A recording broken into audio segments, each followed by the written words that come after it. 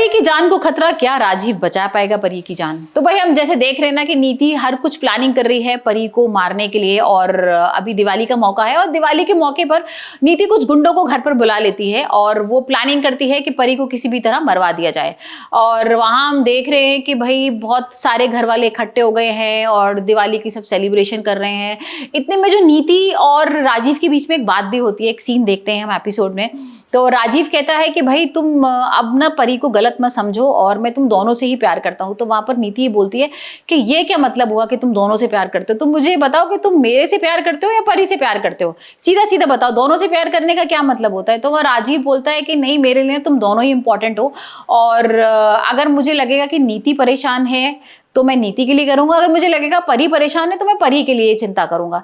तो ये सुनकर ना नीति को बहुत गुस्सा आता है। नीति वैसे ही ना बहुत जली हुई है, क्योंकि वो जब भी राजीव और परी को एक साथ देखती है ना तो उसे गुस्सा आने लगता है। और उसने ऑलरेडी गुंडे बुलाई रखे होते हैं दिवाली के मौके पर, तो वो और गुस्सा हो जाती है राजीव की ये बात सुनकर। और वो फिर ना अपनी मम्मी को, बेबे को, सबको बहुत गुस्सा करते हुए बताती है, चिड़चिड़ाते हुए कि भाई देखो राजीव कैसे बोल रहा है, और अभी भी राजीव ना परी के बारे में ही बात कर रहा है और मैं उसको बिल्कुल नहीं पसंद कर रही हूँ परी को। जिसमें कि जो नीति की मम्मी है ना, उसको उसकी प्लानिंग भी पता लग गई है। उसको वो रोकती भी है कि भाई तू ये गलत कर रही है, तू परी को मत जान से मरवा, कुछ और मतलब तरीका अपना ले या कुछ और प्लानिंग कर ले उसको घर से बाहर निकालने के लिए। लेकिन वो इस समय प्रेग्नेंट भी है, तो वहां नीति नहीं मानती है। और हम फिर एपिसोड में देख रहे हैं कि कैसे दिवाली का मौका है और जो परी और नीति है वो एक साथ खड़े हैं, और नीति है परी को धक्का दे देती है और पटाखा फेंक देती है उसके ऊपर और आग लगने लगती है।